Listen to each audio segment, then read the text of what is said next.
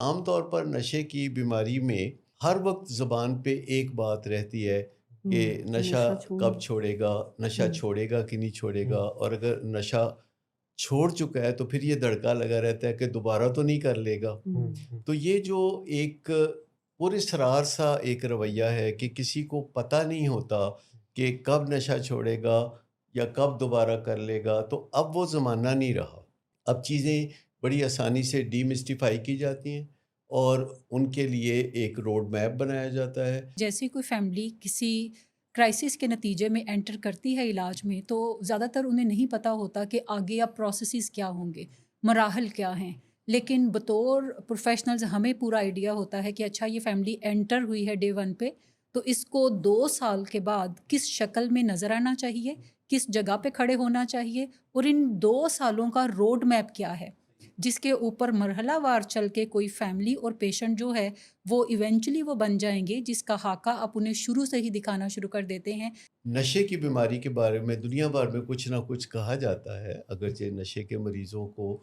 ہم مورد الزام نہیں ٹھہراتے اور بتاتے ہیں کہ وہ ایک بیماری کا شکار ہوئے ہیں، لیکن ان کے اندر جو نشے کی بیماری ہے اس کو کننگ اینڈ بیفلنگ کہا جاتا ہے، تو میں نے اس کا نام رکھا ہوا ہے چھنال بیماری۔ یہ واحد بیماری ہے جس میں جیسے آپ نے کہا نا کہ کننگ اینڈ بیفلنگ، ایک مریض مسلسل خود کو دھوکے میں رکھتا ہے، یعنی اگر ہم اس کے بیک گراؤنڈ میں جائیں تو یہ خود فریبی کا جو جال ہے، یہ وہ پہلا جھوٹ ہے جو مریض اپنے آپ سے بولتا ہے، اور پھر جھوٹ کو اتنی دفعہ بولتا ہے اور اتنے فیسز میں بولتا ہے کہ وہ اس کو سچ لگنے لگتی ہے۔ جو نشے کی بیماری ہے اس کے پس پردہ ایکچولی بہت سے عوامل ہوتے ہیں، جیسے کہ جو بھی بندہ ری ہیب میں علاج کرا کے نکلتا ہے تو ری ہیب کے اندر اس کو اتنی کریونگ نہیں ہوتی، کیونکہ کریونگ جو ہے وہ چلاک ہوتی ہے۔ ری ہیب میں چونکہ بیماری کو پتہ ہوتا ہے کہ یہاں نشہ ملنے کی امید نہیں، تو کریونگ بھی کوئی نہیں ہوتی۔ ہوں، کریونگ اس وقت جاگتی ہے جب پاسبلٹی ہوتی ہے۔ ڈسپلن 3 جس کو ہم کہتے ہیں، یہ وہ آخری نتیجہ جو آپ حاصل کرنا چاہتے ہیں اس کے بارے میں ہے کہ اس کو، اس کی تعبیر کو زندہ جاوید بنانا اسی طرح ممکن ہے جیسے کہ اسے آپ چھوٹے چھوٹے چنکس میں تقسیم کر دیں، چھوٹے چھوٹے حصوں میں تقسیم کر دیں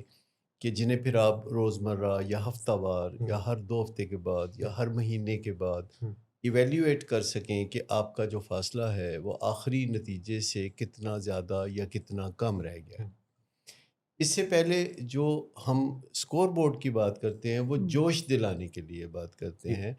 کہ جب ہم ایک اسکور بورڈ بناتے ہیں جو جوش دلانے والا ہوتا ہے تو اس میں کچھ خوبیاں ہونے کی ضرورت ہے۔ ہوں، ہوں، وہ جو خوبیاں ہیں اس کی، وہ اس کے اندر بھرپور ہوں گی تو لوگ اس منصوبے کو پرسو کرتے رہیں گے۔ ہوں،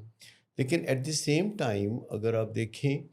کہ کسی بھی منصوبے میں کسی بھی وقت کوئی چیز بہت اہم ہو کے ابھر کے سطح پہ آ سکتی ہے ہوں، اور آپ اسے نظر انداز نہیں کر سکتے، کیونکہ اگر آپ نے اس کو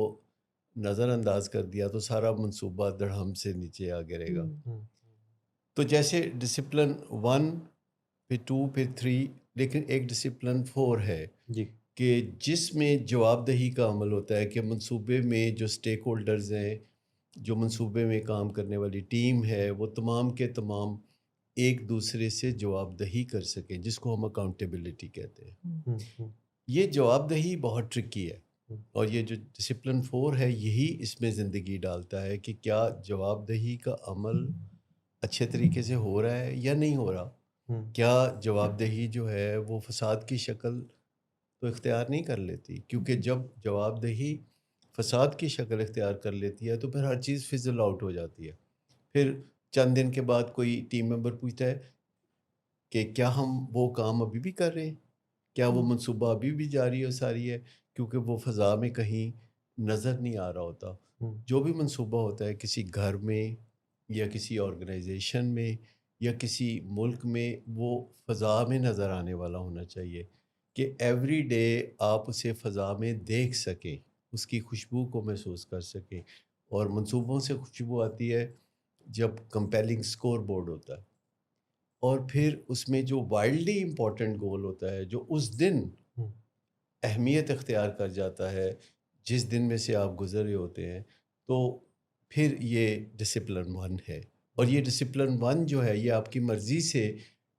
سامنے نہیں آتا، یہ بدلتا رہتا ہے. کوئی نہ کوئی چیز جو ہے زیادہ اہمیت اختیار کر لیتی ہے اور پھر آہستہ آہستہ وہ چیز جو ہے اچیو ہو جاتا ہے وہ گول، تو وہ کم اہمیت اختیار کر لیتی ہے اور کوئی دوسری چیز ابھر کے سامنے آ جاتی ہے. جیسے اگر آپ کسی نشے کے مریض کی زندگی میں دیکھیں تو بد نظمی، جھگڑا فساد، حادثے جب بہت زیادہ عام ہو جاتے ہیں اور گھر میں تصادم کی فضا رہنے لگتی ہے، تو پھر وائلڈلی امپورٹنٹ گول یہ ہوتا ہے کہ یہ جو آگ کے شعلے بھڑک اٹھے ہیں تو ان کو ٹھنڈا کر دیا جائے. تو پھر اہل خانہ کو خیال آتا ہے کہ اسے کسی ری ہیب میں لے کے چلتے ہیں.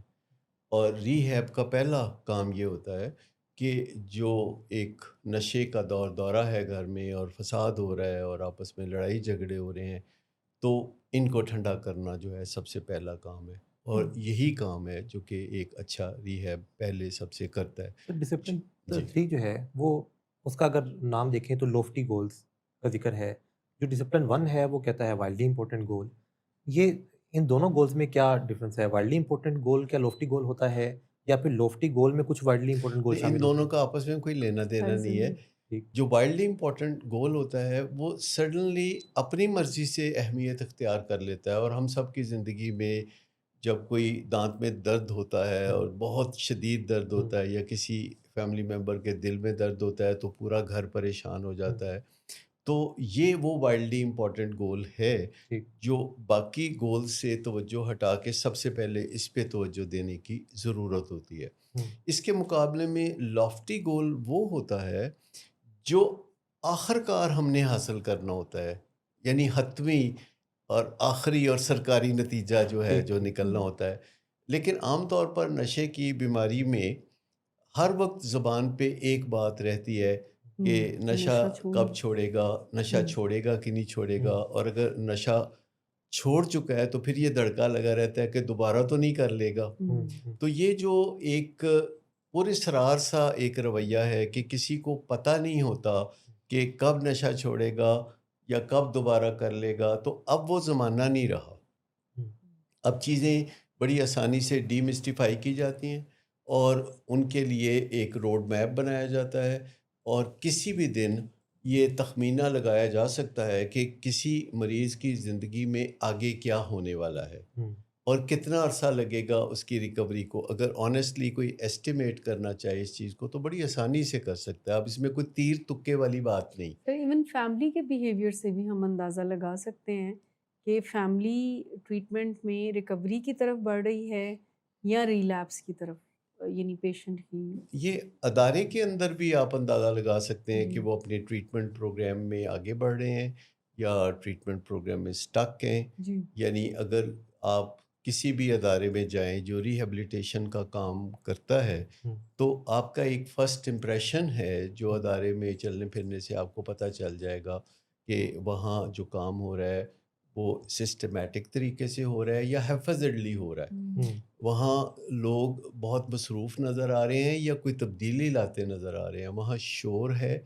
یا وہاں فہم و فراست ہے. تو یہ ساری چیزیں تو وہاں آ جاتی ہیں. لیکن جیسا کہ جو پہلا ڈسپلن ہے وہ ڈیل کرتا ہے وائلڈلی امپورٹنٹ گول سے کہ جس پہ کسی کا اختیار نہیں ہوتا، وہ ہم سب کی زندگی میں از خود ابھر کے اوپر آتا ہے اور اپنی اہمیت کا احساس دلاتا ہے. ہم اسے نظر انداز بھی کرنا چاہیں تو نہیں کر سکتے کیونکہ وائلڈلی امپورٹنٹ گول وہ ہوتا ہے کہ اگر ہم نے وہ اچیو نہیں کیا تو پھر اس کے علاوہ ہم کچھ بھی کر لیں تو اس کی کوئی خاص اہمیت نہیں پائے گی. اچھا، لیکن اس میں جو زندگی پڑتی ہے وہ ڈسپلن 4 سے پڑتی ہے کہ کیا کوئی منصوبہ جو ہے آخر کار ہمیں حتمی نتیجہ دے گا کہ نہیں دے گا. اس کا دار و مدار اس بات پر ہے کہ جو سٹیک ہولڈرز ہیں، جو مل کے کام کرنے والے ہیں، جن کا نفع نقصان سانجھا ہے، کیا وہ آپس میں جواب دہی کا عمل آسن طریقے سے کر سکتے ہیں کہ نہیں. سر کیا نشے کی بیماری میں پھر وہ جو لوفٹی گول ہے، وہ جو بڑا مقصد ہے، وہ کیا نشہ چھوڑ دینا ہے؟ دیکھیں، نشہ چھوڑ دینا جس کو عام معنی میں کہا جاتا ہے ایبسٹیننس، ہم اس کی بات نہیں کر رہے. ہم سوبرائٹی کی بات کر رہے ہیں، ہم ریکوری کی بات کر رہے ہیں، ہم امن و سکون کی بات کر رہے ہیں، ہم کسی مریض کے ذمہ داریاں دوبارہ اٹھانے کی بات کر رہے ہیں، ہم یہ بات کر رہے ہیں کہ وہ اپنے وقت کا بہترین استعمال کرنے لگا ہے، وہ کسی پہ بوجھ نہیں ڈالتا اور لین دین میں برابر کا رویہ اختیار کرنا چاہتا ہے، اس کا فیملی کے ساتھ جو رشتہ ہے وہ حقیقت پسندانہ ہے، جذباتی نہیں ہے، اور وہ بات چیت غور سے سنتا ہے اور سوچ سمجھ کے جواب دیتا ہے، اور وہ سب اہل خانہ کے ساتھ اور دیگر لوگوں کے ساتھ مل جل کر زندگی میں آگے بڑھتا ہے، اور نشے سے نجات کے بارے میں وہ نئی نئی سکل سیکھتا رہتا ہے، علم حاصل کرتا رہتا ہے، اور جہاں تک ہو سکے اپنے آپ کو وہ ذہنی طور پر پرسکون رکھنے کے قابل ہوتا ہے۔ تو یہ سارا منصوبہ جو ہے یہ ایکچولی ایک پرپز ہے، اور پرپز جو ہوتا ہے وہ کبھی اچیو نہیں ہوتا۔ جیسے فرض کریں آپ علم حاصل کرنا چاہتے ہیں تو آپ کبھی بھی دنیا کا سارا علم حاصل نہیں کر سکیں گے۔ گول جو ہوتا ہے وہ اچیویبل ہوتا ہے، یعنی آپ پی ایچ ڈی کرنا چاہتے ہیں تو آپ ایک دن پی ایچ ڈی کر لیں گے، یہ گول شروع ہوا اور یہ گول آپ نے اچیو کر لیا، بات ختم۔ لیکن پرپز ایک آن گوئنگ چیز ہے جسے آپ ساری زندگی چلتے رکھتے ہیں، یہ ایک بہتے ہوئے میٹھے پانی کے چشمے کی طرح ہے جو کہ آپ کو پرسکون بھی رکھتا ہے۔ اچھا، اس میں ایک چیز اور ہمیں دیکھنے کی ضرورت ہے کہ جیسے کوئی فیملی کسی کرائسس کے نتیجے میں انٹر کرتی ہے علاج میں، تو زیادہ تر انہیں نہیں پتہ ہوتا کہ آگے اب پروسیسز کیا ہوں گے، مراحل کیا ہیں، لیکن بطور پروفیشنلز ہمیں پورا آئیڈیا ہوتا ہے کہ اچھا یہ فیملی انٹر ہوئی ہے ڈے 1 پہ، تو اس کو 2 سال کے بعد کس شکل میں نظر آنا چاہیے، کس جگہ پہ کھڑے ہونا چاہیے، اور ان 2 سالوں کا روڈ میپ کیا ہے جس کے اوپر مرحلہ وار چل کے کوئی فیملی اور پیشنٹ جو ہے وہ ایونچولی وہ بن جائیں گے جس کا خاکہ آپ انہیں شروع سے ہی دکھانا شروع کر دیتے ہیں کہ اچھا آپ آ تو گئے ہیں کسی ایک کرائسس کے نتیجے میں، لیکن یہ کرائسس چند دنوں میں آپ کا ختم ہو جائے گا، تو پھر آگے کا آپ کا جو پروجیکٹ ہے وہ کیا ہے، آپ کس طرف جانا چاہتے ہیں، کیا محض آپ کا مقصد نشہ چھوڑنا ہے یا آپ کا مقصد جو ہے وہ اپنی لائف کو ری بلڈ کرنا ہے، سوبرائٹی کو گین کرنا ہے، تو یہ ایک ذرا لمبا پروجیکٹ ہے۔ گول جب سیٹ کر لیا تو اس کو کیا ڈیوائڈ کرنا پھر ضروری ہے کہ وہ جو سٹیجز سے گزرنا ہے، وہ جو اس کو کوئی مہینوں میں یا ہفتوں میں ڈیوائڈ کرنا ہے، یا اس کو چھوٹے چھوٹے اس میں مقاصد میں، ہاں بالکل، یہ کیا بڑا اس کے بغیر گزارا نہیں نہیں، کہ اس کے بغیر گزارا نہیں، کیونکہ اگر ہم فرض کر لیں کوئی گول بنا لیتے ہیں کہ 2 سال میں نے وہاں تک پہنچنا ہے، اور اگر ہم ایوری ڈے بیسس کے اوپر اس کے اوپر کام نہیں کر رہے، اپنی اکاؤنٹیبلٹی نہیں کر رہے، اپنے ساتھیوں کی اکاؤنٹیبلٹی نہیں کر رہے، تو پھر ہم میں سے کسی کو یہ اندازہ نہیں ہے کہ ہم جا کس طرف رہے ہیں، ایونچولی ہم 2 سال میں وہ اچیو کر لیں گے یا نہیں کر لیں گے۔ یعنی ایک تو مائنڈ سیٹ یہ ہے کہ ہم کام کرنا شروع کرتے ہیں اور پھر ہم کوئی مراحل طے نہیں کرتے کہ ہم نے 3 ماہ کے بعد کہاں پہنچنا ہے، ہم نے 6 منتھ کے بعد کہاں ہونا ہے۔ یہ بالکل ایسے ہی ہے کہ جیسے آپ لاہور سے سفر شروع کرتے ہیں اسلام آباد تک کا، تو اگر آپ کو یہ نہیں پتا کہ سب سے پہلے سیال کا ایک پوائنٹ آئے گا، پھر بھیرا آئے گا، پھر اس کے بعد چکری آئے گا، اور پھر اس کے بعد آپ اسلام آباد پہنچیں گے، اگر آپ کو اس روڈ میپ کا نہیں پتا اور آپ ایک اندازے سے نکلے ہیں کہ میں چل پڑتا ہوں تو میں کسی دن پہنچ ہی جاؤں گا، تو آپ پہنچ ہی جائیں گے ایونچولی، بٹ آپ سارے رستے فیئرفل رہیں گے کہ ہم صحیح ڈائریکشن میں ہیں کہ نہیں ہیں۔ آج کل گوگل میپ نے ذرا آسانی پیدا کر دی ہے کہ آپ کو بالکل کلیئر کٹ آئیڈیا ہوتا ہے کہ ابھی آپ نے 4 بجے اگر سفر شروع کیا ہے تو 8:30 بجے آپ اسلام آباد میں موجود ہوں گے۔ گوگل میپ آپ کو ساتھ ساتھ ڈائریکشن بھی بتاتا جاتا ہے کہ کہاں پہ کوئی ایسا ریسٹ کا ایریا ہے جہاں پہ آپ تھوڑا رک کے اگر تھک گئے ہیں تو آپ آرام کر سکتے ہیں، اور پھر آپ اپنا سفر جو ہے وہ دوبارہ شروع کر سکتے ہیں۔ سو ریکوری کا بھی ایک پورا روڈ میپ ہے جس کے اندر مختلف مراحل ہیں کہ کوئی پیشنٹ جب آتا ہے تو وہ اسٹیبلائزیشن کے فیز میں سے سب سے پہلے گزرتا ہے، جو کہ فرسٹ 100 ڈیز کا فیز ہے، جس میں ڈیٹاکسیفیکیشن اینڈ اسٹیبلائزیشن سے مراد یہ ہے کہ اس کے جو نفسیاتی مسائل ہیں وہ قدرے ٹھیک ہونے کی ڈائریکشن میں چلنا شروع ہو جاتے ہیں، بایولوجیکل کرائسس جو ہے وہ مینیج ہونا شروع ہو جاتا ہے، ایموشنلی وہ تھوڑا اسٹیبل ہو جاتا ہے، سوشلی بہتر بات چیت کرنے لگتا ہے، اور ایونچولی اسپریچولی ابھی کافی کام کرنے کی ضرورت ہے۔ ڈسچارج کے بعد جب 100 ڈیز کا ہم ایک فیز پورا کر لیتے ہیں تو یوزلی پیشنٹ ارلی ریکوری کے اندر ڈسچارج کر رہے ہوتے ہیں، یا وہ ابھی اسٹیبلائزیشن کی ٹیل پہ ڈسچارج کر رہے ہوتے ہیں۔ اگلے 100 ڈیز کا جو پروگرام ہے وہ ارلی ریکوری کا پروگرام ہے۔ اب ارلی ریکوری کا کوئی گول ہے، اور وہ گول ہے کہ اپنی روٹینز اور اپنے اسٹرکچرز کو طے کرنا، اپنے علاج کے اسٹرکچر میں داخل رہنا، جو کہ عام طور پہ ہم 6 days in a week جو ہے وہ پیشنٹس کو بلا رہے ہوتے ہیں، اور یہ وہ پروسیس ہے جس میں پیشنٹ نے شروع میں پیشنٹ جب ہمارے پاس ہوتا ہے تو ہم تھوڑا دھکا لگا رہے ہوتے ہیں، اسے تھوڑا پش کرنے کی ضرورت ہے کہ واک پہ جائیں، کھانا کھا لیں، سونے کا ٹائم ہو گیا ہے، سونے کی طرف جائیں. بٹ جو ارلی ریکوری کا فیز ہے اس سے مراد ہے کہ اب پیشنٹ دھکا سٹارٹ نہ رہے، اب وہ اپنی واک کرنے کے لیے خود جا رہا ہو، اب وہ اپنے کھانے پینے کا خود دھیان رکھ رہا ہو، اب میڈیکیشن کے لیے وہ فیملی سے کنسلٹ کر رہا ہو کہ مجھے دوائی دے دیں، مجھے دوائی، میری دوائی کا ٹائم ہو گیا ہے، اچھا میں تیار ہونے لگتا ہوں، آپ بھی جلدی سے تیار ہوں، ہم نے ولنگ ویز پہنچنا ہے، ہم نے اپنے کاؤنسلر کو ملنا ہے یا اسٹیک ہولڈر سیشن کو اٹینڈ کرنا ہے. روٹین اینڈ اسٹرکچرز جب ٹھیک ہونا شروع ہو جاتے ہیں، اینڈ یہ عام طور پہ کوئی 3 سے 6 ماہ کا عرصہ لگتا ہے اس کے اندر. اس کے بعد پھر مڈل ریکوری کا فیز شروع ہوتا ہے. مڈل ریکوری سے مراد ہے کہ اب آپ اپنی سائیکولوجیکل جو انسائٹ ہے وہ بلڈ کرنا شروع کرتے ہیں کہ یہ جو پروجیکٹ ڈے 1 پہ پیرنٹس نے شروع کیا تھا، یہ وہ نقطہ ہے جہاں پہ اب مریض بھی اس کے اندر شامل ہونا شروع ہو جاتا ہے اور اپنی انسائٹ کو ڈھونڈنے لگتا ہے کہ اچھا کیا میں نشہ ہی چھوڑنا چاہتا ہوں یا مجھے ری بلڈ بھی لائف کو کرنے کی ضرورت ہے. میرے ایموشنز جو ہیں کیا میں بہت حد تک انہیں مینیج کر پا رہا ہوں یا نہیں کر پا رہا، میرا بھی سوشلائزیشن کو دل نہیں کرتا تو مجھے کیا ایفرٹ کرنے کی ضرورت ہے. تو آپ اس کو یوں سمجھ لیجئے کہ یہ سائیکولوجیکل ریپیئر اور انسائٹ بلڈنگ کا فیز ہے جس کو ہم مڈل ریکوری کہتے کیا ہیں. یہ پھر 2 ڈسپلنس انٹرکنیکٹڈ ہیں کہ ڈسپلن 3 کہتا ہے کہ چھوٹے چھوٹے کو گول سیٹ کیے جائیں اور اس کو ڈیوائڈ کیا جائے، وہ جو بڑا مقصد ہے، اور ڈسپلن 2 کہتا ہے کہ کوئی ایسا اسکور بورڈ ہو جو کہ آپ کو دیکھیں اس میں ایسا ہے کہ جو چاروں ڈسپلن ہیں جی وہ بیک وقت کام کر رہے کام کر ہوتے رہے ہیں. ہوں گے. 1 2 3 4 کا مطلب یہ نہیں کہ ایک کے بعد دوسرا اور دوسرا، تیسرا اور پھر چوتھا. ٹھیک ریکوری میں بھی یا زندگی کے دیگر معاملات میں بھی کئی مراحل ہوتے ہیں، ان میں سے کئی ہوتے ہیں ون آفٹر دی ادر اور کئی ہوتے ہیں جو ساتھ ساتھ چل سکتے ہیں. جیسے کہ جب تک آپ بنیادیں نہیں کھودیں گے آپ عمارت تعمیر نہیں کر سکیں گے. تو پہلے بنیادیں آپ کو بنانی ہوتی ہیں کسی عمارت کے لیے، پھر گرے اسٹرکچر جب تک نہیں بنے گا تو آپ پالش کا یا رینوویشن کا کام نہیں کر سکیں گے. اسی طریقے سے جب مریض علاج میں آتا ہے تو سب سے پہلے اس کو علاج میں ایڈجسٹمنٹ کے لیے تیار کیا جاتا ہے، یعنی اسے علاج پہ راضی کیا جاتا ہے، کیونکہ زیادہ تر مریض جو ہیں وہ گھر والوں کے دباؤ کی وجہ سے علاج میں آتے ہیں اور دل میں ان کے خیالات کچھ اور ہوتے ہیں. اور ایسی صورت میں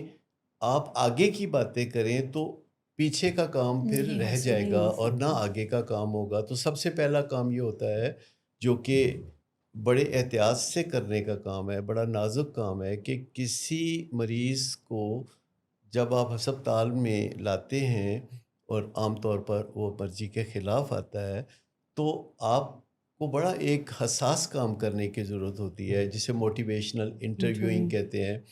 کہ یہ بجا ہے کہ اس کے ڈیپ ڈاؤن بھی یہ خواہش ہے کہ میں نشہ چھوڑ دوں،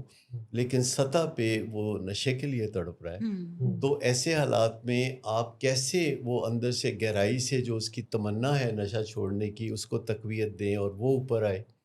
تو کوئی بھی جو مراحل ہوتے ہیں ان کے بارے میں ہمیں یہ بھی دیکھنا ہوتا ہے کہ ایک ساتھ کتنے مراحل میں کام کیا جا سکتا ہے، اور پھر دوسرے مراحل ایسے ہوتے ہیں کہ ایک مکمل ہوگا تو اگلے مرحلے میں جائیں گے.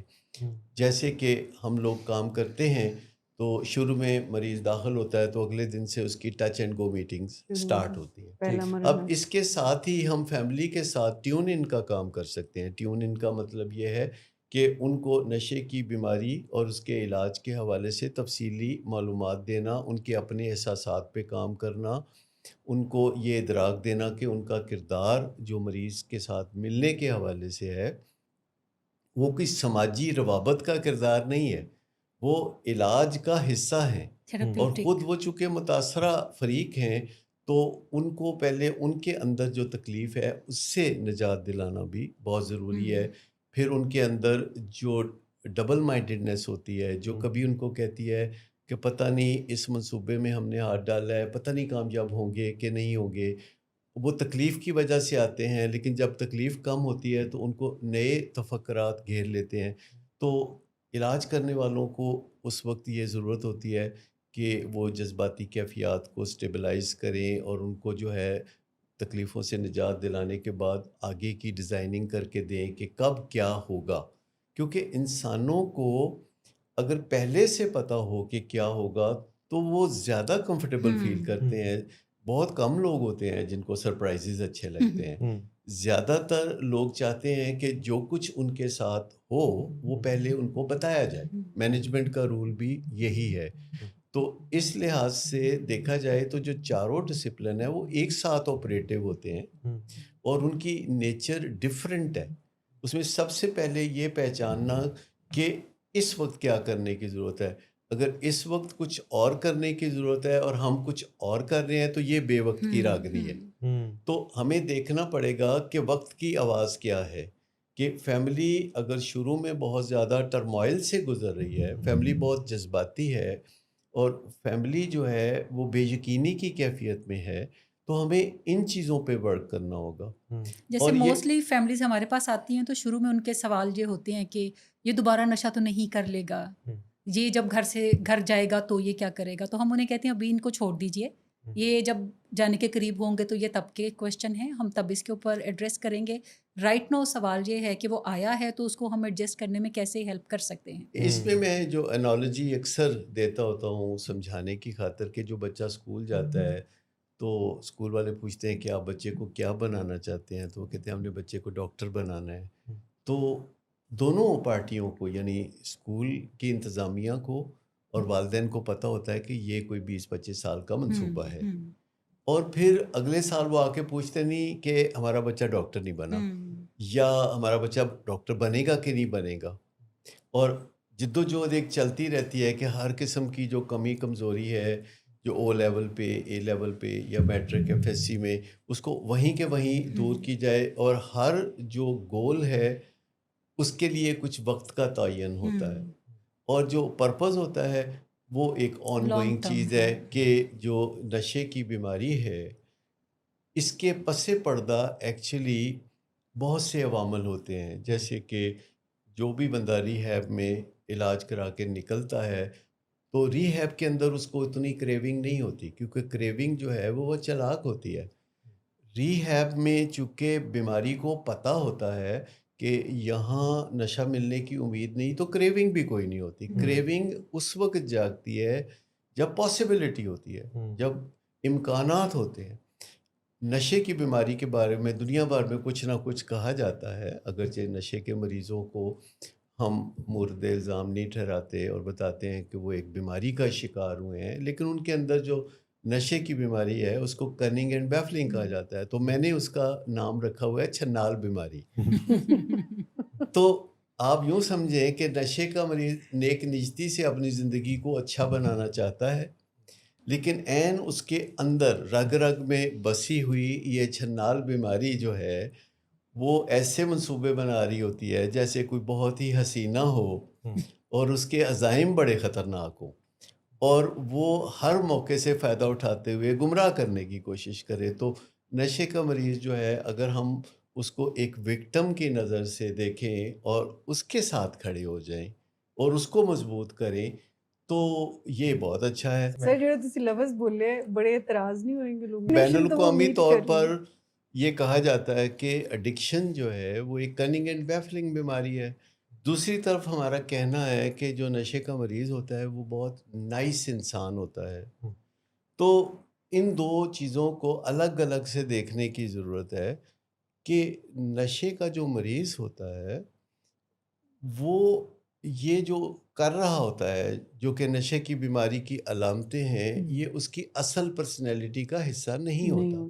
ہمیں تمام فیملیز بتاتے ہیں کہ یہ نشے کے استعمال اور نشے کی بیماری کے بعد معاملات یہاں تک پہنچے. شروع میں وہ بتاتے ہیں کہ یہ بڑا ایک سٹار بوائے تھا، یہ ایک ہماری آنکھ کا تارا تھا، تو یہ ڈاکٹر صاحب اس کو کیا ہو گیا ہے. کبھی کہتے ہیں اس کو کوئی نظر لگ گئی ہے، کبھی کہتے ہیں کسی نے جادو کر دیا ہے، یہ کرتا کیا ہے. تو یہ جو کچھ بھی کرتا ہے وہ ایکچولی اس سے نشے کی بیماری کرا رہی ہوتی ہے. تو جب ہم اس کو بیل آؤٹ کرتے ہیں اور نشے کی بیماری کو ذمہ دار قرار دیتے ہیں تو پھر دنیا بھر میں یہ بڑی اسٹیبلش ٹرم ہے کہ یہ ایک کننگ اینڈ بیفلنگ ڈیزیز ہے. باقی کسی بیماری کو اس طرح کے القابات سے نہیں نوازا جاتا، تو اس بیماری کو ایسا کہا جاتا ہے. اب کننگ اینڈ بیفلنگ کے لیے جو اردو میں ایک لفظ میری سمجھ میں آیا تو میں نے وہ کوائن کیا اور بولا، کیونکہ جب ہم کسی چیز کو کوئی نام دے دیتے ہیں نا تو اس میں ہم سمجھتے ہیں کہ جیسے دریا کو کوزے میں بند کر دیا تو ہمیں پھر بار بار اس کی تفصیل میں نہیں جانا پڑتا. آپ کو پتہ ہے جو جدید ممالک ہیں، ترقی یافتہ ممالک ہیں، وہاں کوئی طوفان آنے والا ہو، کوئی سیلاب آنے والا ہو نام دے دیتے تو اس کو ایک نام دے دیتے ہیں تاکہ وہ اس نام سے لوگ سمجھ جائیں کہ کیا تیاری کی ضرورت ہے. اسی طرح بیماریوں کو بھی نام دیے جاتے ہیں تاکہ جیسے ہم جب پرائمری، کرونک، پروگریسو کہتے ہیں تو یہ نام جو ہے ایک لمبی چوڑی تفصیل اپنے اندر سموئے ہوئے ہوتے ہیں. اور جب ہم بیماری کو کننگ اینڈ بیفلنگ کہتے ہیں تو وہ اس وجہ سے کہتے ہیں کہ ہمارا جو مریض ہے ان آل آنیسٹی وہ بڑی جد و جہد کر چکا ہوتا ہے. آپ کسی مریض کی ہسٹری کو پروب کر کے دیکھ لیں، اس کی جد و جہد سے بھری ہوئی زندگی ہوتی ہے نشے سے نجات کے لیے. اور یہ بڑی نجی کوششیں اس کی ہوتی ہیں، یہ بڑی پرائیویٹ کوششیں ہوتی ہیں کہ وہ چاہتا ہے کہ اس سے پہلے کہ دنیا کو پتہ چلے میں کوئی نہ کوئی چارہ کر کے اس کو میں ٹھیک کر لوں تاکہ میں بدنامی سے بچ جاؤں. اور یہی اس کی پہلی غلطی ہوتی ہے کیونکہ نشے کی بیماری سے نجات کے لیے دوسرے انسانوں کا تعاون، ماں باپ کا، فیملی کا، معالجین کا تعاون بہت ضروری ہے. انسانوں کا خاصہ یہی ہے کہ وہ دوسرے انسانوں کے تعاون سے زندگی کو آگے بڑھاتے رہتے ہیں، اور جو دوسرے جاندار ہیں وہ ایسا نہیں کر پاتے. تو آپ دیکھ لیں کہ جتنے بھی دوسرے جاندار ہیں انسان کے علاوہ وہ ترقی نہیں کر سکے. وہ جیسے 1000 سال پہلے زندگی گزارتے تھے، سب جانور یا پرندے یا یہ دوسرے قسم کے جو جاندار ہیں وہ اسی طرح کی زندگی اب بھی گزار رہے ہیں. ان کے اندر کوئی آپ کو جدت نظر نہیں آتی. تو انسان کی زندگی میں جو جدت نظر آتی ہے وہ باہمی لین دین سے نظر آتی ہے جو کہ برابر کا ہونا چاہیے. تو اس میں جو ہم کہتے ہیں کہ یہ کننگ اینڈ بیفلنگ بیماری ہے تو یہ ہم بعد میں کہتے ہیں. پہلے ہم اپنے پیارے کو بیل آؤٹ کرتے ہیں اور اس کے اندر سے شیم دھونے کی کوشش کرتے ہیں کہ تم اس بیماری کا شکار ہوئے ہو اس لیے تم جھوٹ بولتے ہو، اور تم اس بیماری کا شکار ہوئے ہو اس لیے تم چوری چکاری کرتے ہو، یا اس وجہ سے تم دنگا فساد کرتے ہو. تو ہم ایک طرح سے اس کو بیل آؤٹ کر رہے ہوتے ہیں. پر بیل آؤٹ کرنے کے بعد ہم اگر سو جائیں تو مسئلہ تو حل نہیں ہوگا. تو ہمیں پھر اصل کلپریٹ کو پکڑنے کی ضرورت ہے. اور جو اصل کلپریٹ ہے وہ ہزاروں پردوں میں چھپی ہوئی یہ نشے کی بیماری ہے جو پتہ نہیں اندر کہاں سے انسان کو جب چاہے اکسانا شروع کر دیتی ہے اور نشے کی طلب پیدا کر کے اس کو مجبور کر دیتی ہے. تو یہ واحد بیماری ہے جس میں جیسے آپ نے کہا نا کہ کننگ اینڈ بیفلنگ ایک مریض مسلسل خود کو دھوکے میں رکھتا ہے. یعنی اگر ہم اس کے بیک گراؤنڈ میں جائیں تو یہ خود فریبی کا جو جال ہے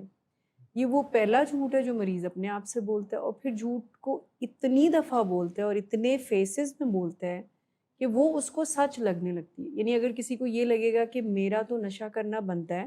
بیکاز میری زندگی میں یہ مسئلہ ہے، یہ گھر والا مجھے تکلیف دیتا ہے، تو جب آپ ان سے بات کریں گے تو confidently they are perceiving that کہ یہی اصل وجہ ہے. کور سائڈ اس چیز کی ہے کہ جب ہم یہ بات کرتے ہیں کہ نشے کی بیماری کی وجہ سے یہ ساری علامتیں over the period of certain time جو ہے وہ ڈیولپ ہوئیں، تو فیملی یا پیشنٹ یوں انڈرسٹینڈ کرتے ہیں اس کو کہ اچھا جب یہ نشہ نہیں رہے گا تو یہ علامتیں خود بخود ہی ختم ہو جائیں گی، جبکہ ایسا ہرگز بھی نہیں ہے. نہیں، جب تیلی بجھ بھی جاتی ہے تو چولہا جلتا رہتا ہے. ہمیں چولہے کو بجھانے کے لیے بھی تردد کرنا پڑے یعنی گا ان کہ وہ جو علامتوں پہ کریونگ کا ایک الاؤ ہے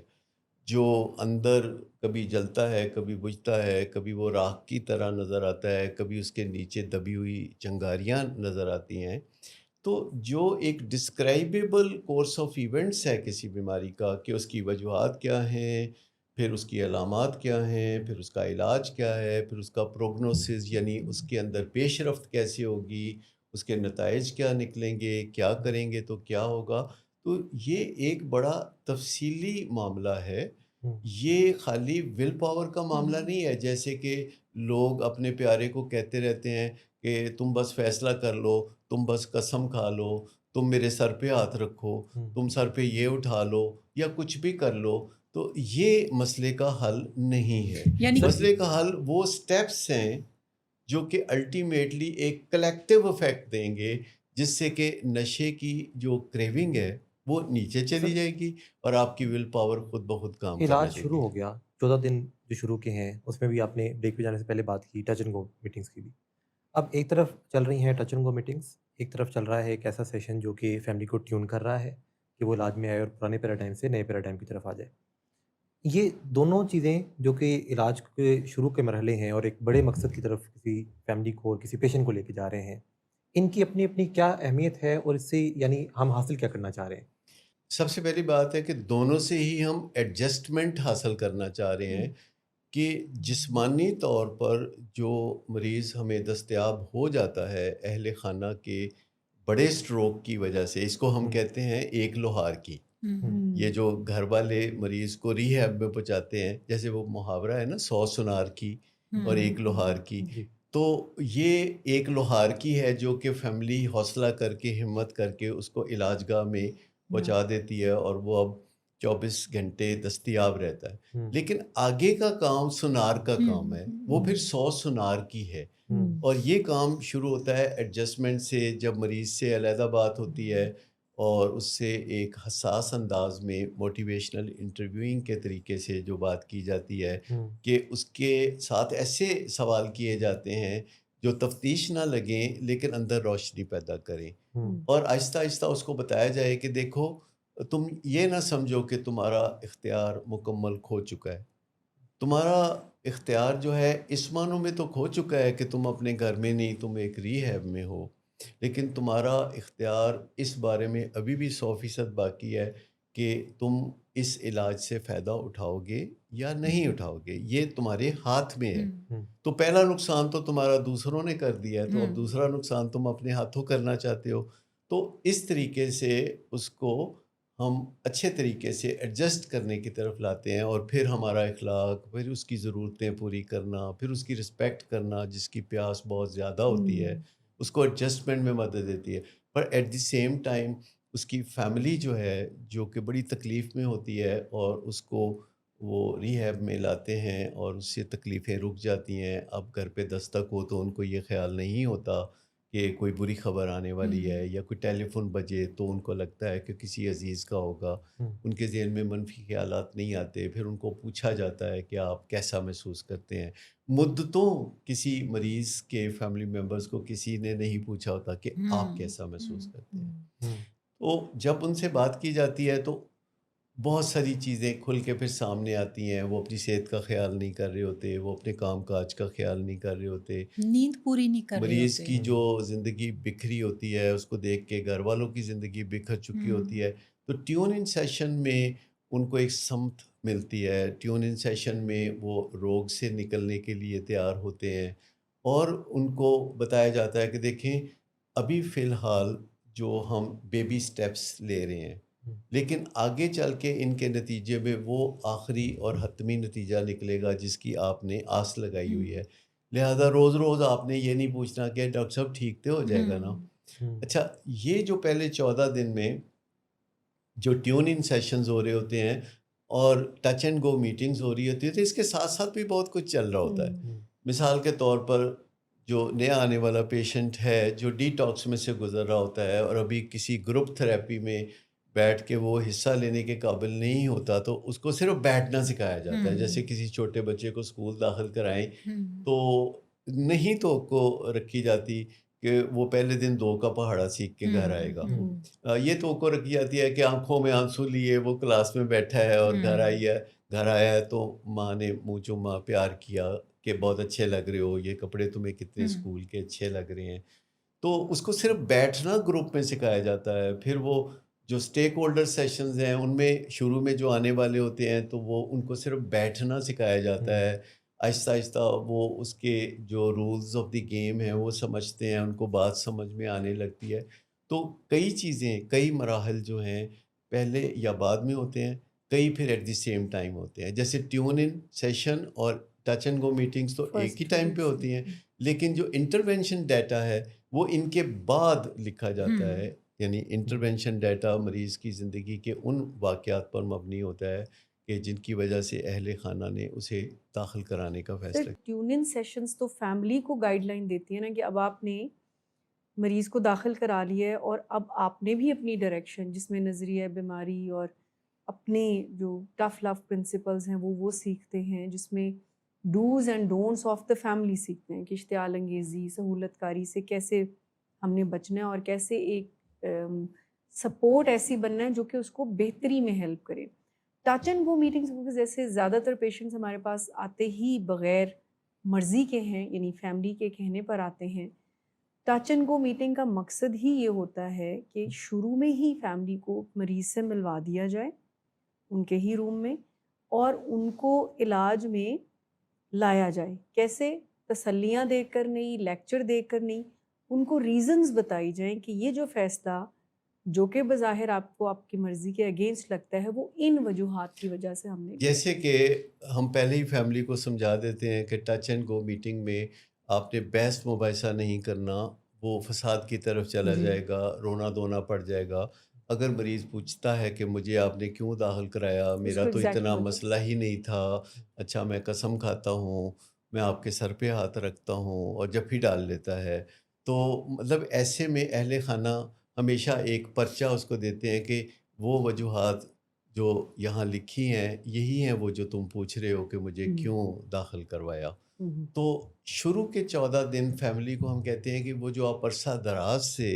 اس کو سمجھا بجھا رہے تھے، تو اب آپ نے 14 دن اس کو سمجھانا بجھانا نہیں ہے۔ بالکل تو وہ کہتے ہیں کہ کیوں ڈاکٹر صاحب، یہ تو بڑا اچھا کام ہوتا ہے سمجھانا بجھانا۔ تو ہم کہتے ہیں کہ پہلے آپ یہ سیکھ لیں کہ سمجھاتے بجھاتے کیسے ہیں، کیونکہ جو فیملی اور لوڈ ون کے درمیان جو بات چیت ہے ساری کی ساری، جسے اکثر جواب دہی کہا جا سکتا ہے یا اکاؤنٹیبلٹی کہا جا سکتا ہے، کیونکہ ایک گھر میں جو لوگ ہوتے ہیں وہ ایک دوسرے کے سامنے جواب دہ ہوتے ہیں، سوسائٹی میں لوگ جواب دہ ہوتے ہیں، اداروں میں لوگ جواب دہ ہوتے ہیں، اور سب سے زیادہ جو رپھڑ پڑتا ہے، جو فساد پڑتا ہے، وہ اس وقت پڑتا ہے جب کسی سے پوچھا جاتا ہے کہ بھئی تم یہ کیوں کر رہے ہو یا وہ کیوں کر رہے ہو، اور اس سے فساد شروع ہوتا ہے۔ کوئی بیوی پوچھتی ہے خاوند کو کہ بھئی تم رات 2 بجے آئے ہو تو ایسا کیوں ہے، تو خاوند کہتا ہے تم کون ہوتی ہو اس سے پوچھنے والی کہ میں کتنے بجے آؤں۔ تو بیوی بیچاری سٹپٹا جاتی ہے کہ میں اب اس کو کیا جواب دوں، حالانکہ اس کا آسان سا جواب یہ ہے کہ بھی میں وہی خاتون ہوں جس کو 500 لوگ لے کے تم بیاہ نہیں آئے تھے، اور بڑے عزت آبرو سے تم سجا بنا کے مجھے بیاہ کے لے کے گئے تھے، آج تمہیں تمہاری یادداشت کو کیا ہوا، میں وہی ہوں۔ تو لیکن عام طور پر بیوی آگے سے کچھ نہ کچھ رونا دھونا، منہ بنا لینا، خاموش ہو جانا کرتی، تو اس سے فساد کی طرف چلا جاتا ہے۔ سر اس کے بعد جو آپ نے انٹرونشن ڈیٹا کی بات کی، یہ ایک ہم جب اسٹرکچر کے اندر دیکھتے ہیں کہ اس کو بار بار کچھ باتوں کو دہرایا جاتا ہے کہ یہ مسئلہ آیا، وہ مسئلہ آیا، مسائل کی ریپیٹیشن ہے۔ کیا چیزیں ریپیٹ کرنے سے اس کی ریپیٹیشن جو ہے وہ زیادہ اثر کریٹ کرتی ہے؟ بالکل، آپ دیکھیے جتنی بھی مارکیٹنگ ہوتی ہے یا ایڈورٹائزنگ ہوتی ہے، آپ ٹی وی پہ اشتہار دیکھتے ہیں تو 1 گھنٹے میں 10 دفعہ وہ اشتہار چلتا ہوا آپ کو نظر آتا ہے۔ تو اس کا مطلب ہے کہ یہ جو ریپیٹیشن ہے یہ کارآمد ہے، کیونکہ وہ اشتہار جو ہوتے ہیں مفت میں نہیں چل رہے ہوتے۔ تو ریپیٹیشن جو ہے، یا جسے ہم سادہ زبان میں رٹا کہتے ہیں، وہ بڑی کارآمد چیز ہے، لیکن کارآمد چیز یہ تب ہوگی جو پہلے سمجھ بھی آئے۔ تو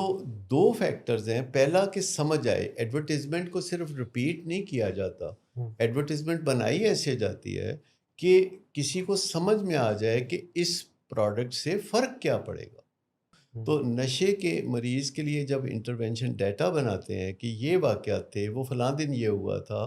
اور وہ کوئی تازہ واقعات نہیں ہوتے، وہ پرانے واقعات کو ایک پرامن ماحول میں ڈسکرائب کیا جاتا ہے، جبکہ ماحول آپس میں کارڈیل ہوتا ہے، کوئی فساد نہیں ہوتا، کوئی جھگڑا نہیں ہوتا، کوئی گلہ نہیں ہوتا، کوئی شکوہ نہیں ہوتا۔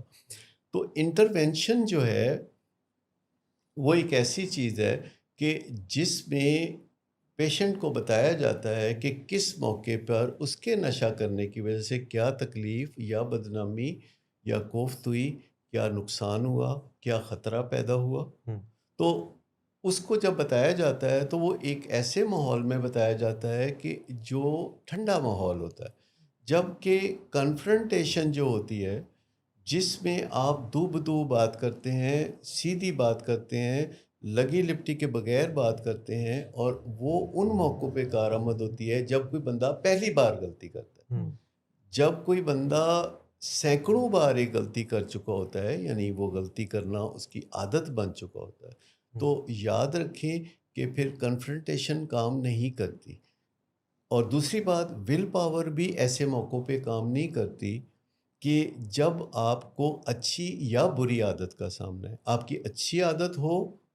تو آپ کی ول پاور اس پر بھی نہیں چلتی، آپ کی بری عادت ہو تو ول پاور اس پر بھی نہیں چلتی. انسان اچھی اور بری دونوں قسم کی عادتوں کے مقابلے میں اگر ول پاور یوز کرے گا تو کامیابی نہیں ملے گی. یعنی کوئی اس کے اسکل ہے لیے ایک پروسیس ہے جو کہ ول پاور کو بائی پاس کر کے آپ سٹیپ بائی سٹیپ پروسیس میں جائیں گے، اور چھوٹے چھوٹے آپ اس کے چنکس ہیں جو عبور کرتے ہوئے چھوٹے چھوٹے قدم اٹھاتے ہوئے آپ آگے بڑھیں گے تو آخری حتمی نتیجہ ملے گا. لیکن اس دوران آپ کو باخبر رکھنے کے لیے کوئی سکور بورڈ ہونا چاہیے کہ جو آپ کو بتا رہا ہو کہ آپ آگے بڑھ رہے ہیں. جب ہم پیشنٹ کی بات کرتے ہیں تو پیشنٹ بظاہر جسمانی طور پہ ہمیں ٹھیک ہی نظر آتا ہے. جی وہ ہمیں چلتا پھرتا نظر آتا ہے، اس کی ٹانگ میں کوئی درد نہیں ہے، اس کے بازو میں کوئی درد نہیں ہے، اور اس کے چہرے پہ بھی ہمیں یعنی کوئی زخم نظر نہیں آتا. تو ہم سمجھتے ہیں کہ یہ بالکل تندرست ہے صحیح ہے. اور یہ نشہ کرتا ہے، اور جب نشہ ختم ہوگا تو اس کو بالکل نارمل بندے کی طرح رسپانس کرنا چاہیے. خاص طور پر وہ جب ریہیب میں موٹا تازہ ہو ہاں جاتا ہے. اچھا، یہاں یہ نقطہ انڈرسٹینڈ کرنے کی ضرورت ہے کہ پیشنٹ جتنا بھی جسمانی طور پر تندرست نظر آ رہا ہو، اس کا مطلب ہرگز یہ نہیں ہے کہ وہ ذہنی طور پہ بھی اتنا ہی تندرست ہے. اس کا برین ابھی کمپرومائزڈ ہے، اور بہت ساری باتیں جو عام لوگوں کو سادہ لفظوں میں سمجھ آ جاتی ہیں اور وہ اس کے اوپر عمل کرتے ہیں، پیشنٹس ایسا نہیں کر پاتے. اور اس کی وجہ یہ نہیں ہوتی کہ وہ ویسا کرنا نہیں چاہتے، اس کی وجہ محض یہ ہے کہ ان کا برین ابھی کمپرومائزڈ ہے.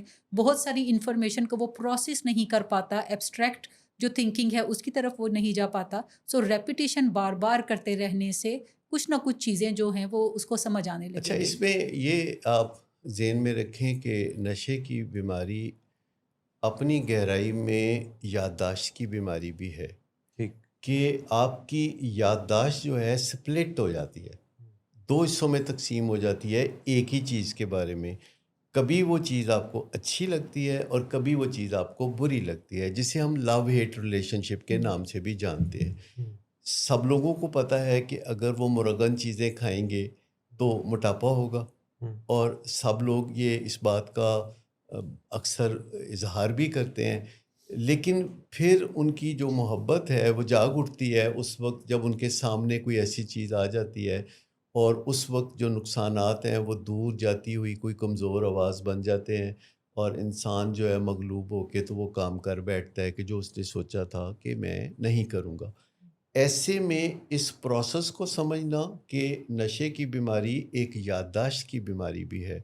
اور اس میں جو یادداشت ہے وہ دو حصوں میں 50-50 تقسیم ہو چکی ہے. کبھی یہ حصہ ابھر کے سامنے آ جاتا ہے جو کہتا ہے کہ نشے کی بیماری بہت تباہ کن اور تکلیف دہ ہے. یہ مریض خود بھی کہتے ہیں کہ بدنام ہو گیا ہوں، زندگی میری تباہ ہو گئی ہے، ایسا ہو گیا ہے، ویسا ہو گیا ہے، یہ بڑی لعنت ہے. اس طرح کی باتیں مریض کرتے رہتے ہیں. لیکن پھر اچانک ایک دن بیک لیش ہوتا ہے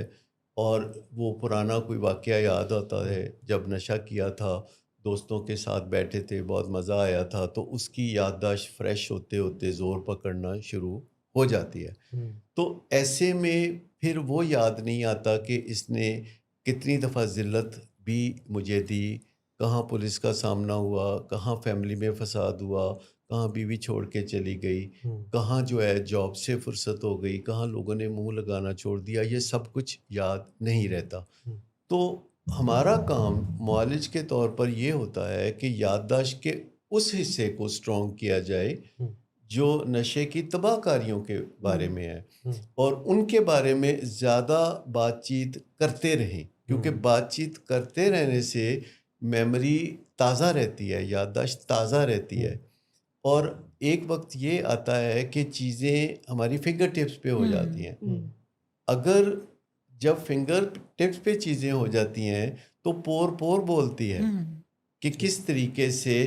اب نشے کا نام آتے ہی اس کے دماغ میں منفی جذبات پیدا ہوتے ہیں، تکلیف کے جذبات پیدا ہوتے ہیں، مزے کے جذبات پیدا نہیں ہوتے. کیونکہ انسان کیوں لیتا ہے؟ جب آپ کے سامنے کسی خاص لفظ کا یا چیز کا یا موقع کا ذکر آتا ہے تو اس سے متعلقہ ساری میموریز جاگ اٹھتی ہیں. تو ہمیں دیکھنا پڑے گا کہ کن لفظوں کو ہم نے مستعمل رکھنا ہے اور ان سے کون سی میموریز جگانے کا کام لینا ہے. یعنی یہ تو تازہ ایک سبق scientific جو process ریکوری ہے. کی ہیں یہ تب تک دہراتے رہنے کی ضرورت ہے جب تک یادداشت میں وہ پختہ نہیں ہو جاتے اور رسپانس جو ہے وہ آٹومیٹک ہونا شروع ہو جاتا ہے. کوئی اس طرح کے کارڈز بنانا کہ جو کہ کسی انسان کو مختلف چیزوں کی یاد دلائیں، اور ایسی تحریر بنانا کہ جو کہ کسی انسان کے نظریات کو بہتر کریں، کیا یہ بھی ضروری ہے اور اس کا بھی بحالی پہ کوئی اثر آتا ہے؟ دیکھیں ڈفرینٹ ٹولز ہیں جو تھوڑا کنٹریبیوٹ کرتے ہیں. ویسے یہ سارے ٹولز اتنے مؤثر ہیں کہ ان میں سے کسی ایک پہ بھی زیادہ ایمفیسائز آپ کر دیں تو آپ کو بہت فائدہ ہوگا. لیکن تھوڑا تھوڑا حصہ سارے ٹولز سے ڈلوا لیں تو آپ کو بہت آسانی ہو جائے گی. اب جیسے یہ چیلنج کارڈز ہیں جس میں آپ کریونگ کو چیلنج کرتے ہیں. اب کریونگ ایک ویل اسٹیبلشڈ فنومینا ہے جو کہ نشے سے نجات پانے کے جو خواہش مند لوگ ہیں ان کو جو سب سے بڑی چیز ہے، جو مشکل چیز ہے جس کا سامنا ہوتا ہے وہ کریونگ ہے. تو جو کریونگ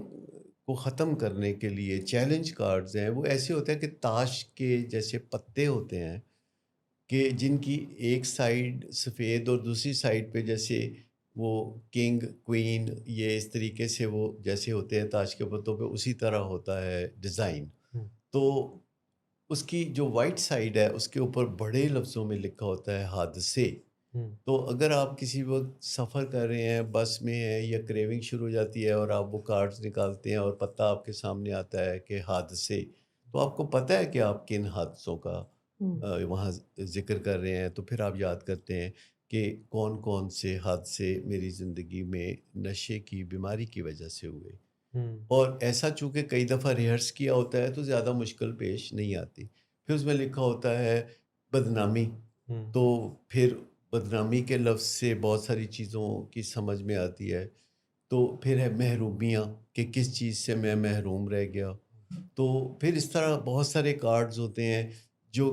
الفاظ ہوتے ہیں، جو ٹرمینالوجی ہوتی ہے وہ اسٹرانگ ورڈز ہوتے ہیں جو کہ انسان کے دماغ میں تصویریں پیدا کرتے ہیں.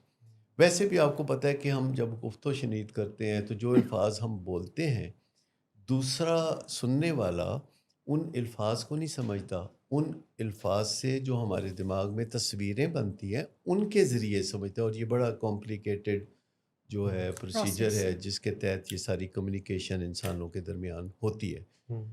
تو آپ سمجھ لیں کہ یہ جو چیلنج کارڈز ہیں یہ انٹرونشن ڈیٹا کی طرح آپ کی میموری میں نشے سے متعلقہ جو تکلیفیں ہیں ان کو تازہ رکھتے ہیں. ہم یہ نہیں کہتے کہ آپ مزیدار زندگی نہ گزاریں، تفریح نہ کریں، سب کچھ کریں، لیکن روزانہ جیسے لوگ ایکسرسائز کرتے ہیں تو اپنے مسلز کو وہ ذرا بنائے رکھنا چاہتے ہیں، ٹون اپ کرنا چاہتے ہیں، تو کچھ 5-10-15 منٹ ہر روز اگر چیلنج کارڈز پر نظر ڈال دی جائے صبح اٹھ کے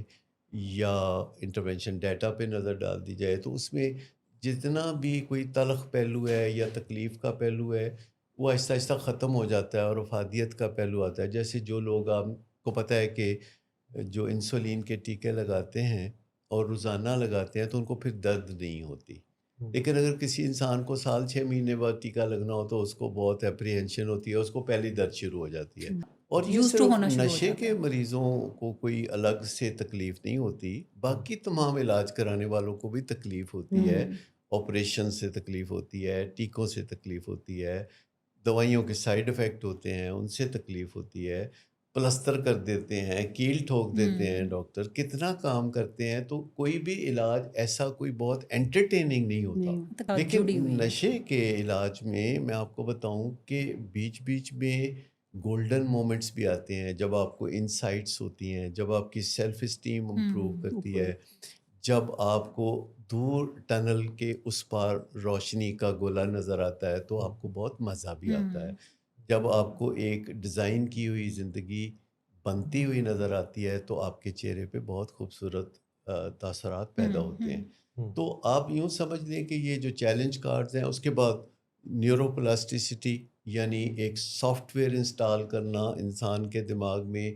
جو مریض خود اپنے لیے ایک مستقبل ڈیزائن Create کرتا ہے، اس کو لفظوں میں لکھتا ہے اور کسی کاؤنسلر کی نگہداشت میں، تربیت میں وہ اس کو درست کرتا ہے، اور پھر بار بار وہ جو تحریر ہے جو کہ ایک طرح سے اس کا مستقبل کا آئین ہوتا ہے یا لائحہ عمل ہوتا ہے، اس کو کوئی پڑھتا ہے تو ایک سموتھ طریقے سے اس کی زندگی میں ٹرانزیشن آتی چلی سر یہ جاتی جو ہے۔ میٹنگز بھی ہیں یہ ایسا لگتا ہے کہ جیسے شروع میں کوئی سپروائز پہلے ٹچ اینڈ گو، پھر سپروائز، پھر ان سپروائز، فری فلوٹس، یہ اس کو اس طرح سے ڈھالنا کہ مختلف ٹائم کے اوپر مختلف طرح سے کوئی فیملی جو ہے وہ پیشنٹ کے ساتھ انٹریکٹ کرے، اس کے پیچھے کیا سائنس ہے؟ اب دیکھیں نا، اگر مریض آج داخل ہوا ہے اور کل اس کی ٹچ اینڈ گو ہوگی تو وہ 2-3 منٹ کی ہوگی، جس میں فیملی اس کو دیکھے گی، فیملی کو تسلی ہو جائے گی اور فیملی کہے گی کہ آپ اچھے لگ رہے ہو، آج آپ نے نشہ نہیں کیا تو آپ کا چہرہ ہمیں پہلے سے بہتر لگ رہا ہے، اور وہ کہتے ہیں جی مجھے کیوں داخل کرایا، تو آپ کہتے ہیں کہ یہ ہیں وہ وجوہات، تم یہ پڑھ لو۔ اب اگر آخری جو مرحلہ آتا ہے علاج کا، جس میں مریض کو فری فلوٹ پہ بھیجا جاتا ہے اور گھر والے آتے ہیں تو 3 گھنٹے کے لیے اسے لے جاتے ہیں، کسی میک ڈونلڈ میں بیٹھ کے برگر کھاتے ہیں سب مل جل کے اور پھر واپس آ جاتے ہیں۔ اب مجھے بتائیے کہ ٹچ اینڈ گو کی بجائے دوسرے دن اگر فری فلوٹ پہ بھیج دیا جائے تو کیا ہوگا؟ فری ہو جائے گا مریض گھر پہ رہے گا۔ ٹھیک ہے، تو آپ نے گھر والوں کو پہلے سیف بنانا ہوتا ہے، گھر والوں کو سمت دینی ہوتی ہے، ان کو ایک آئین دینا ہوتا ہے، ان کو امید دینی ہوتی ہے، تربیت دینی ہوتی ہے۔ تو ٹچ اینڈ گو میٹنگز کے بعد جو ہے مانیٹرڈ میٹنگز ہوتی ہیں، جس میں ایک کاؤنسلر کی موجودگی میں فیملی اور مریض ملتے ہیں، ایک دوسرے سے باتیں کرتے ہیں، اور میٹنگ اینڈ ہونے کے بعد کاؤنسلر فیملی کو رہنمائی دیتا ہے، فیڈ بیک دیتا ہے اور مریض سے بھی بات چیت کرتا ہے، موٹیویشنل انٹرویوئنگ کرتا ہے۔ تو یہ جو مانیٹرڈ میٹنگز ہوتی ہیں، اس دوران فیملی پریپیئر ہو رہی ہوتی ہے انٹرونشن ڈیٹا پریزنٹ کرنے کے لیے، تو پھر انٹرونشن ڈیٹا جب پریزنٹ ہوتا ہے تو پھر اس کو دہرانے کی میٹنگز ہوتی ہیں، وہ بھی سپروائزڈ ہوتی ہیں جو کہ کاؤنسلر کرتا ہے۔ لیکن پھر ایک دور آتا ہے 50ویں دن کہ ان سپروائزڈ میٹنگ شروع ہو جاتی ہے، جس میں مریض کے ہم رویے دیکھنا چاہتے ہیں کہ یہ جو اوپر سے کہتا ہے کہ میں علاج میں سنجیدہ ہو گیا ہوں، تو کیا واقعی ہو گیا ہے، یا پہلی اپرچونٹی پہ گھر والوں کو علاج گاہ کے خلاف وہ کاؤنسلر مجھے پسند نہیں، اس کی بجائے وہ دوسرا ہو تو اس کے ساتھ میں زیادہ کمفرٹیبل ہوں، یہ تو مجھے ڈرائی فروٹ بھی نہیں منگا کے یا دیتے۔ فالو اپ کا، یا یہ اگلے فالو اپ ضروری نہیں ہے، یہ ان کا اور ایک پیسے بنانے کا ذریعہ ہے، یعنی وہ اینٹی ٹریٹمنٹ سپروائز میٹنگ کا اصل پرپس ہی ہوتا ہے کہ جو پروفیشنل کی موجودگی میں فیملی اور پیشنٹ بات کر رہے ہیں تو ان کی غیر موجودگی میں پھر ٹریٹمنٹ کے اینٹی بات کرتے ہیں یا پرو دیکھیں ٹریٹمنٹ؟ بہت ساری باتیں ہوتی ہیں جو بہت آسان ہوتے ہیں ان کے جواب، سادہ ان کے جواب ہوتے ہیں، لیکن ہمیں عادت نہیں ہوتی۔ مثال کے طور پر لوگ پوچھتے ہیں کہ آپ کا کیسا حال ہے، تو اس کا ایک اسٹیریوٹیپیکل جواب کیا ہے؟ بالکل میں ٹھیک ہوں۔ میں ٹھیک۔ لیکن کیا اتنے لوگ دنیا میں ٹھیک ہیں جو روزانہ کہتے ہیں الحمدللہ میں ٹھیک ہوں، آئی ایم فائن؟ نہیں۔ تو آسان طریقہ یہ ہے کہ آپ بتا دیں کہ آج میں کچھ مایوس ہوں، یا آج میں کچھ بے چین ہوں، یا آج میں خوش ہوں، یا جو حقیقت ہے وہ بتا دیں۔ یعنی آپ نے جو جواب ہے، بہترین طریقہ یہ ہے کہ جب آپ سے کچھ پوچھا جائے تو آپ اسٹریٹ آنسر دے دیں، یا پھر آپ ادھر ادھر گھومنے لگتے ہیں کہ میں کون سا آنسر دوں جو سامنے والے کو پسند آئے گا چاہے وہ درست نہ ہو۔ تو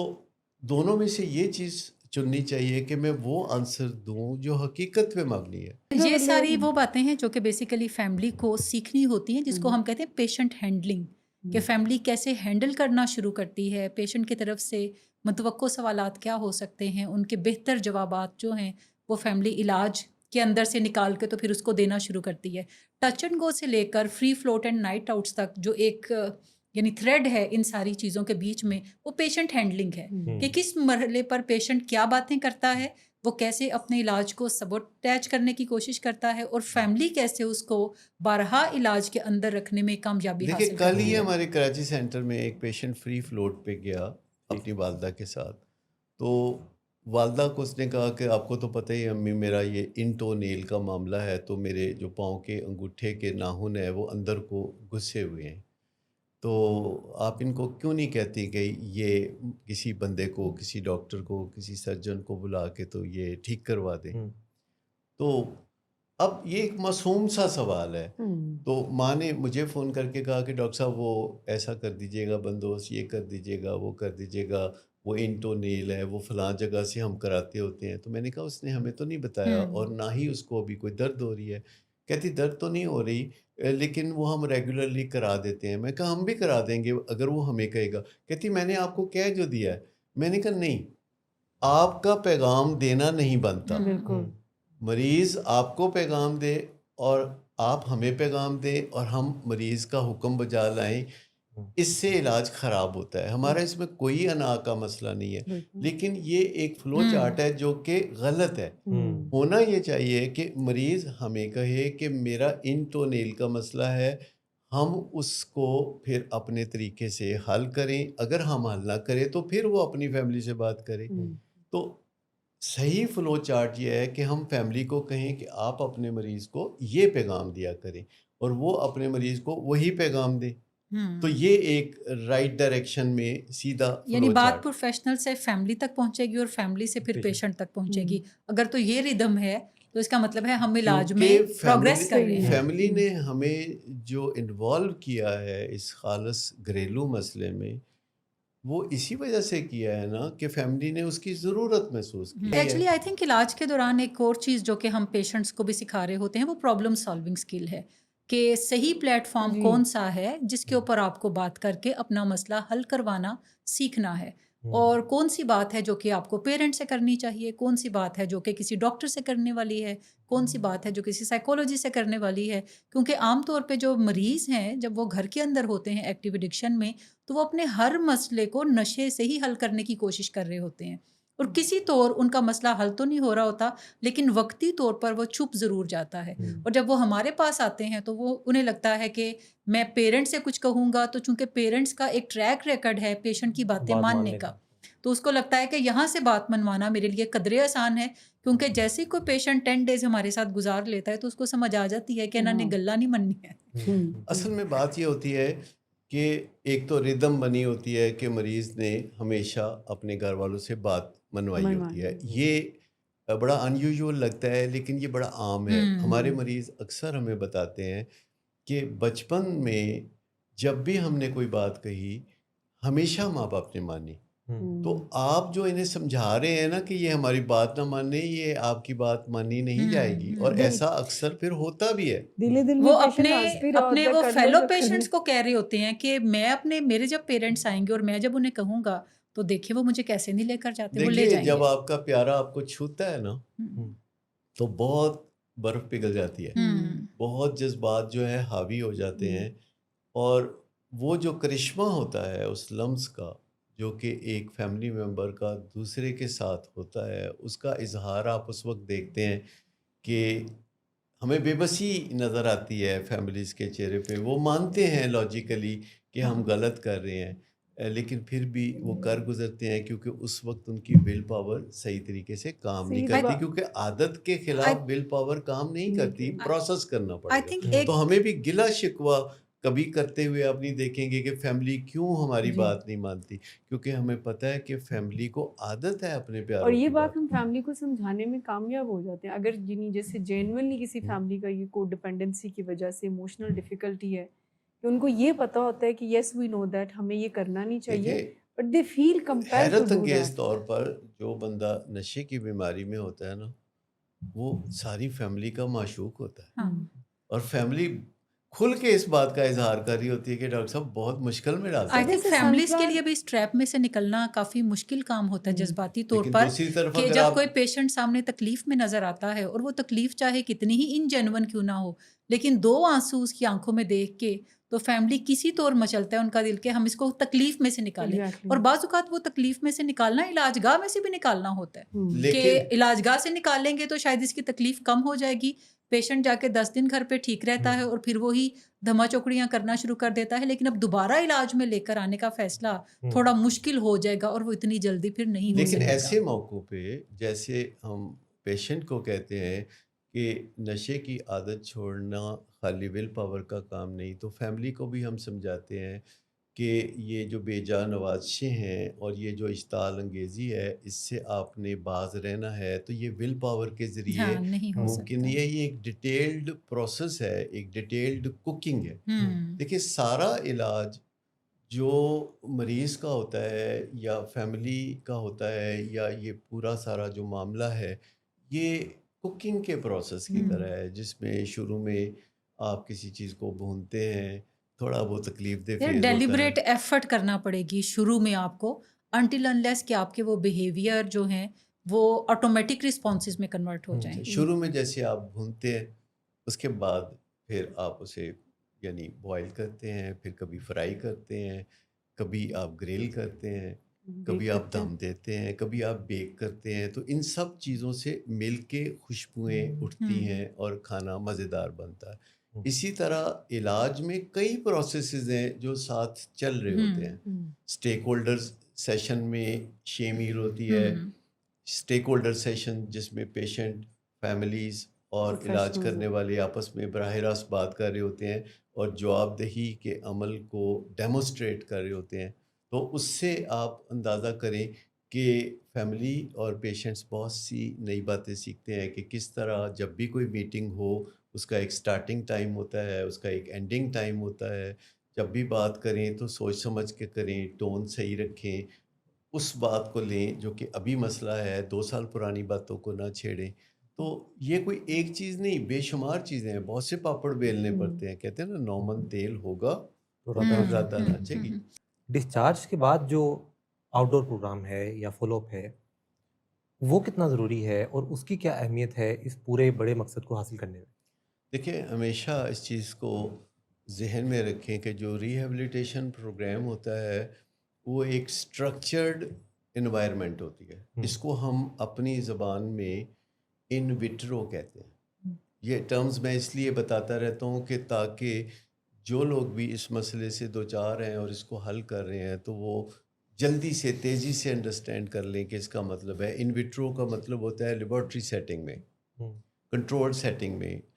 یعنی جو سازگار ماحول بنایا ہوتا ہے اس کے اندر، جہاں کریونگ نہیں ہوتی، جہاں دوبارہ نشے کا خطرہ نہیں ہوتا، جہاں یہ غلط فہمی ہونے لگتی ہے کہ سب کچھ ٹھیک ہو گیا۔ تو جو آؤٹ ڈور میں جب جاتے ہیں تو اس کو ان وائیوو کہتے ہیں۔ ان وائیوو کا مطلب ہے ریئل لائف سیٹنگ میں، جہاں قدم قدم پہ لوگ گمراہ کرنے کے لیے بیٹھے ہیں ہمارے مریضوں کو، جہاں قدم قدم پہ ایسی جگہیں اور ایسے مواقع ہیں کہ جہاں پارٹی ہو رہی ہے، جہاں لوگ ڈرگس کر رہے ہیں اور مریض جو ہے وہ ایک سوڈو کانفیڈنس کے ساتھ، جھوٹے غرور کے ساتھ جا بیٹھتا ہے بیچ میں، اور جہاں کوئی دوسرا مریض ٹیلی فون پہ باقاعدہ کال کر کے اس کے احساسات کو جگاتا ہے اور بتاتا ہے کہ میں کیا کر رہا ہوں، اپنی ویڈیو بنا کے بھیجتا ہے۔ اس لیے ہم کئی دفعہ مریضوں کو کہتے ہیں کہ آپ کوئی موبائل فون وغیرہ ابتدا میں نہ استعمال کریں، اپنے فیملی ممبرز تک محدود رہیں۔ ری ہیب سے سیدھا عادات دنیا میں نہیں جانا۔ ری ہیب کے بعد اگر آپ گھر چلے جاتے ہیں، اپنے فیملی ممبرز کے ساتھ رہتے ہیں اور اپنی بیوی یا والدہ یا بہن بھائیوں کے ساتھ گاڑی میں بیٹھ کے ڈرائیو پہ چلے جاتے ہیں، ریسٹورنٹ چلے جاتے ہیں، تو یہ کافی بڑی چھلانگ ہے اگر اس کا مقابلہ ری ہیب کے اندر کی زندگی سے کیا جائے، جو کہ بڑی ڈسپلنڈ ہوتی ہے اور محدود ہوتی ہے۔ لیکن سافٹ ویئر وہیں لکھا جاتا ہے، وہ نیٹ پریکٹس ہے، اور نیٹ پریکٹس پہ ڈپینڈ کرتا ہے کہ میدان عمل میں یا کھیل کے میدان میں پرفارمنس کیا ہوگی۔ تو یہ جو سارا پروسیس ہے جسے ری ہیب کا پروسیس کہتے ہیں، یہ 300 سال میں یہ بہتر ہوتے ہوتے یہاں تک پہنچا ہے، اور اس میں اب یہ سہولت ہو گئی ہے کہ آپ چیزوں کو پیمائش کر سکتے ہیں، آپ چیزوں کے بارے میں اندازہ لگا سکتے ہیں کہ آگے کیا ہونے والا ہے، مریض کیا بات کرتا ہے تو اس کا مطلب کیا ہے، آپ اس کی باتوں کو سمجھنا شروع کر دیتے ہیں۔ جب آپ مریض کا اگلا قدم پہچان لیتے ہیں تو سمجھیں آپ اس کے بچاؤ کے لیے بہت کچھ کر سکتے ہیں. اس کے علاوہ اسٹرکچر موجود ہیں جو کہ آپ کو بھی بتاتے ہیں کہ آپ نے آگے جانا کہاں پہ ہے اور وہاں آپ کتنی دیر تک پہنچنے کے قابل ہوں گے. اور کسی بھی انڈور علاج کا جو مقصد ہے بیسیکلی اس کا پرائمری گول یہ ہے کہ آپ نے پیشنٹ کو آؤٹ ڈور علاج کے قابل بنانا ہے اور اور ایک آؤٹ ڈور میں انتہائی یہ اسٹرکچر دھڑکا سے. نہ رہے کہ کل یہ گر ہوگا جائے گا تو کیا نشے ہوگا. میں. یعنی یہ کبھی نہیں لگنا چاہیے کہ کل صبح یہ نشہ کر لے گا. ہاں فیملی کو اس قابل ہونا چاہیے کہ وہ بتائے کہ جس ڈگر پہ یہ چل رہا ہے یہ مہینے 1.5 مہینے بعد یہ ریلیپس ہو سکتا ہے، تو پھر بہت سارا پریونٹیو کام ہو سکتا ہے. لیکن اگر آپ کو ہر پل یہ دھڑکا رہتا ہے تو پھر آپ خوف سے آپریٹ کر رہے ہیں اور پھر آپ کو اقدامات نہیں کر سکتے، پھر آپ بیچارگی کا شکار ہوں گے، بے بسی کا شکار ہوں گے. تو چیزوں کو سمجھ کے کانشیسلی کرنا، یہ نتائج ہیں جو کاز اینڈ افیکٹ کی اس دنیا میں دیے جا رہے ہیں، جو سائنس کی مدد سے آپ حاصل کر سکتے ہیں. تو نشے کی بیماری کا جو خوبصورت علاج ہے وہ آج دنیا بھر میں دستیاب ہے. اگر آپ اس کے بارے میں جانکاری حاصل کرنا چاہتے ہوں تو آپ آرٹیفیشل انٹیلیجنس پہ جا سکتے ہیں، آپ گوگل پہ جا سکتے ہیں، آپ یوٹیوب پہ جا سکتے ہیں، آپ ولنگ ویز کی ویب سائٹ پہ جا سکتے کوئی ہیں. کتاب پڑھ سکتے ہیں. کچھ بھی ایسا کر سکتے ہیں جس سے کہ آپ کا علم جو ہے وہ بڑھ جائے گا. میں آپ کو بتاؤں کہ آج کل اگر دیکھا جائے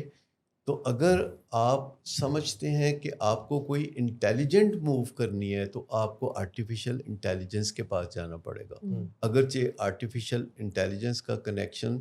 انفارمیشن کی سورسز سے بھی ہے، لیکن اگر آپ کو انفارمیشن چاہیے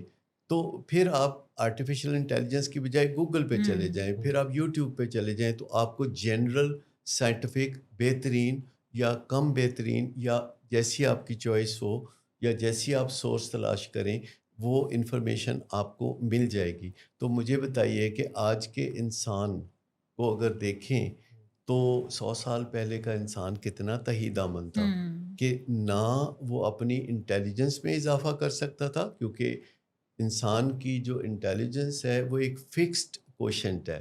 اور وقت کے ساتھ ساتھ اس میں اضافہ نہیں کمی ہوتی ہے اگر احتیاط نہ کی جائے.